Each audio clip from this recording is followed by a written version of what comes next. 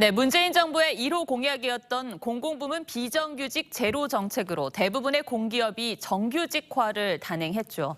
그런데 아직도 이들의 직급과 임금 체계는 세워지지 않았습니다. 그 이유와 여파를 사회정책부 박재훈 기자와 따져보겠습니다. 박 기자, 우선 비정규직 제로 정책이 5년 전 일이라 정확한 기억이 다소 가물가물한데 어떻게 진행이 됐었던 거죠?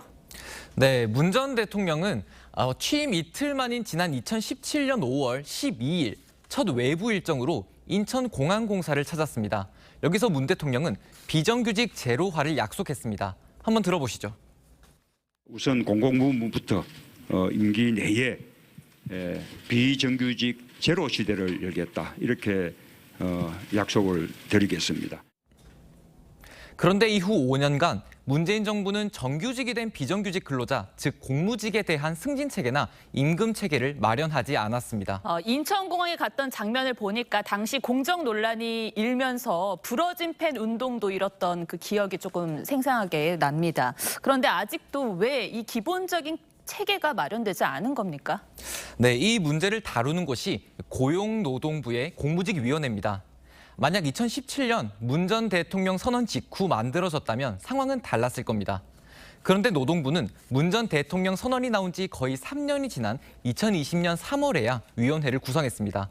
그리고 첫 성과가 나온 게 1년 6개월 뒤인 작년 8월이었는데요. 네. 가이드라인도 부실해서 가장 중요한 직급 체계나 임금 체계는 만들지 못했습니다. 집단이라는 특성상 규정이 없으면 혼란이 발생할 수밖에 없는데요. 현장 상황은 어떻던가요? 네, 보건복지부에 소속된 오송생명과학단지 지원센터라는 곳을 취재해봤는데 말씀하신 것처럼 혼란이 적지 않았습니다. 직급 체계가 없다 보니 업무 지시에 불응하는 직원들도 있고 임금 체계가 없다 보니 왜 내 월급이 저 사람보다 적냐며 항의하는 경우도 있다고 합니다. 명확한 규정이 아직까지 만들어지지 않은 탓에 센터 측은 지난 9월 예산 5천만 원을 들여 자체적으로 체계 마련에 나섰지만 체계가 완성된다 해도 법적 구속력은 없습니다. 이 탓에 조직 내부 불만이 적지 않습니다. 이거는 지금 대부분 직원들이 옛날에 영역 시절이 더 낫다고 생각합니다. 네, 결국 윤석열 정부가 마무리를 지어줘야 하는 상황이 됐는데 계획은 있습니까? 네, 현재 공무직위원회가 지난 1단계에 이어 2단계 의제를 분석하고 있지만 체계 마련은 사실상 쉽지 않아 보입니다. 고용노동부 관계자는 공무직 직원들의 직종이 다양한 데다 입직 경로까지 제각각이라 통합된 체계를 마련하는 게 가능할지 의문이라고 했습니다.